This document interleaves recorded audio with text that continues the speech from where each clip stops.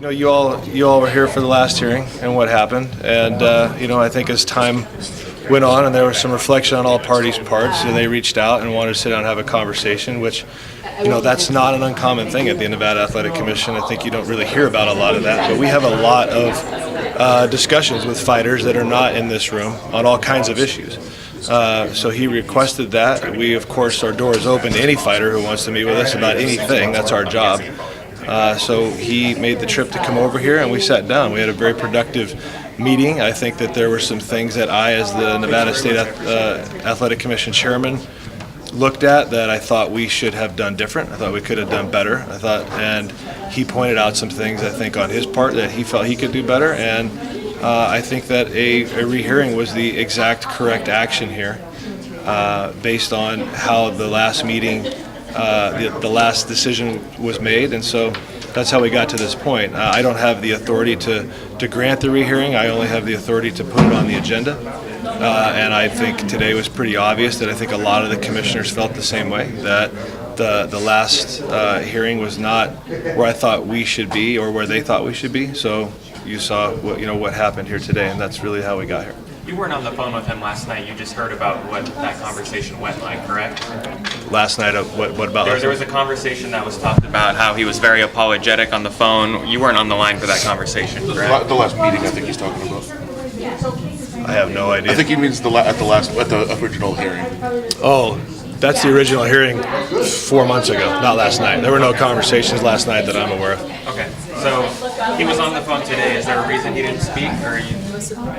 I think if we have a settlement agreement, if you've noticed the direction of the commission in the last 6 months has been, if we have a settlement agreement between both parties where both attorneys are representing that their clients, the Nevada State Athletic Commission and Fighter A, are in agreement with that, then there's no reason to have a big public display of affection and give you all a great report to go write. So that's the kind of the direction of my chairmanship, is to calm things down. We don't need 3-hour meetings. These are not trials. Nobody killed anybody. And there's no reason to go through these big, huge beratements of fighters for any reason. If the two parties agree, if it's within the regs, if it fits 467 in the guidelines, then I'm going to move very quickly to have an adjudication agreement approved without taking a fighter or the athletic commission through any more wasted time or money. So Conor didn't get treated any different today than if you watch the last 4 or 5 adjudication agreements that came before. They've been handled exactly the same. At the previous hearing, you seemed to disagree with the hefty $150,000 fine. Did you have any problem with other commissioners of getting them to come over to your side on that? No, I didn't. I mean, I think that today, I'm equally responsible. I voted for that final motion back in October. So, but I think, like I said, in time, I can honestly tell you, I've walked out of this commission room during my tenure many times that said that was exactly the right medicine. We did exactly what we should have done. And there's a few times where I walked out and said, I think we went a little too far. Even though I was a participant in it, and I think that some self-reflection at times is not bad. So this all kind of came together 3 or 4 months later after there was some time to think about it, and I did disagree with the $150,000. I thought it was too heavy, even though I voted for it, as it got kind of bifurcated, because it wasn't really $150,000. It was $75,000 of cash, and it was $75,000 of some way of accounting for a public service announcement, which nobody was really clear on how to do, and that was the gray area for me. So that's why I think it was, on top of that, it was better to bring it back into the room. How much of a learning experience is that going forward for you guys to have some clarity on things like that? I think everybody left last time saying $75,000 in production costs or distribution costs or whatever that is. What does that even mean? So how important is it for you guys to have clarity on punishments going forward on that? Sometimes motions take a life of their own in these rooms, and it's in the moment, and you are not necessarily thinking about all of the aftermath and the repercussions that happen from a motion. That's why I said some time to reflect sometimes is not a bad thing. This commission's come back a couple times after reflecting and said, this is probably too far. We weren't thinking about this, and I don't think it's a bad thing for us to be able to admit when we've gone too far. We're human too. I think that this was the right outcome, and I think everybody agrees with that. The cash portion went from $75,000 to $25,000. Why was that reduced? Well, that was the original recommendation of the Attorney General, and if you go out and look in all of sports for things that get thrown, the fines are not very high for whatever reason. And I think that we didn't have any precedent to go on here. We had nowhere to go with this. We had usually when somebody comes before us with a doping violation, we have a lot of precedent for that. We know exactly where to go. Our regs are very clear, both in time and money, for specific substances, for if it's an initial instance or if it's repeat. The regs really are kind of drive the motion. Throwing a monster can in a water bottle at a press conference, that's a first. So, we started sitting back and saying, okay, is $75,000 appropriate for throwing a water bottle? And I think that's where a lot of the thoughts came from, and maybe that even that is too far. 150 I thought was definitely too far, and I think the 75 was too far. So I think 25 is a fair number for what was done. I mean, somebody could have gotten really hurt outside of the fighters. So I think you got to take that into consideration too. I still can't tell you if there's no science to this. It's an art. So there's no, 25,000 for throwing a water bottle. I don't know. No, 10,000 for a Coke can, Yeah, 25 exactly. for water. Moving forward, this might be a better question for Executive Director Bennett, but, now that you guys have this settled, the next order, I guess, that he's trying to get is the boxing license. Has there been any type of discussion about this? Well, he now has an agreement that he has agreed to. He has a settlement agreement he's agreed to, so he needs to drop his legal action that he was talking about taking. He needs to pay his fine and pay the attorney, and then he would be eligible for a boxing license. That could happen today, and it could happen whenever it happens. So, but from this point forward, I just signed that before I came and talked to all of you. So as long as he does what he's agreed to, he's probably going to get a boxing license. So to get a license, can you still also complete the community service or just pay? We would still issue him, I believe, the license as long as the fine is paid. I have a lot of faith that he'll do the community service and he'll do it well based on my discussion with him. So that's something that we will manage between the fighter and the athletic commission. But as far as the state statute's concerned, I have to have the fine paid. When you sat down with Conor, did you discuss in particular the boxing license? No, we really stayed focused on his last adjudication and the dollar amounts and how he felt about it, and and he was very professional. It was a great meeting with him. I mean, he was a lot of times these fighters are completely different people than you see in the public. Most of the time they are. So it's good to not have these conversations sometimes in public and really get down to what the fighter's thinking, where they're at, what they want to do.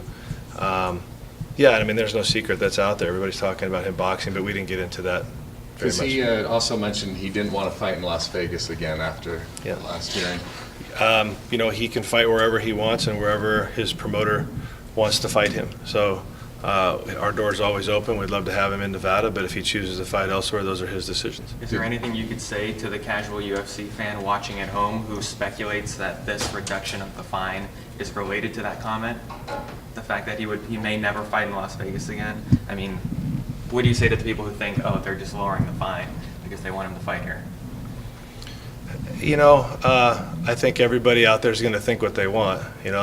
I can tell you this, as the athletic chairman and a commissioner, I've never read your press because I don't really care. I try to do what's right. And I've had a lot of discussions, and I put my head on the pillow at night knowing I'm trying to do what's right. But how much stock do you put into something like that, knowing that he is someone different in front of a camera than he is, say, meeting with you? Well, time will tell. We still have the authority and the power over his license and the ability to fight in the state of Nevada. And I do agree with Dana that Conor can fight anywhere he wants in the world, but at the end of the day, this is Nevada and this is Las Vegas, and every fighter needs to fight in Las Vegas. There's not many fighters that have made a huge career and not come through this town. So, like I said, he can fight wherever he wants, wherever he feels is appropriate to fight for his career and for his promoter and for his purse and for his wallet and his well-being.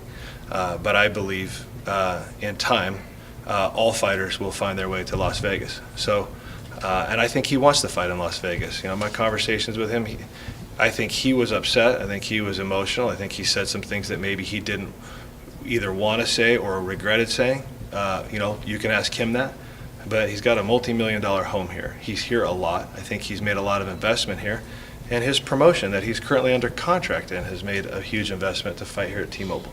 So, again, he could go fight in New York. That's very possible. But we'll just see. Let time tell.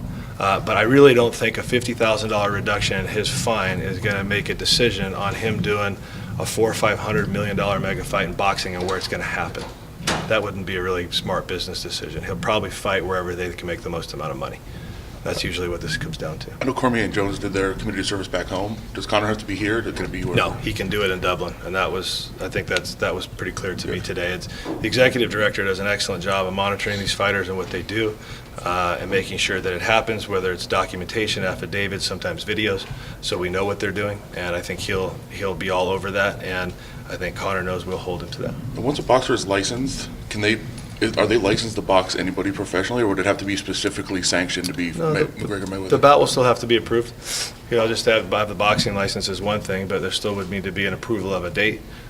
They would need to go through all of the same processes that any other event does to have the card approved and have the bouts approved. And I can't tell you that we would approve that fight or not. I think that I would lean to the fact that we most likely would, but we would probably want to go watch McGregor in a little bit of a boxing environment. But it's kind of hard to argue. You have the best boxer probably of all time against one of the best strikers in the UFC. And if that does happen, we're just speculating now, but I think it'd be hard to not approve that fight. So, how soon do you look to go back and look at the Nate Diaz situation, and what can this mean for him possibly? We're going to reach out to Nate and let him know that what's fair is fair, and he has an opportunity to come back before us if he'd like to.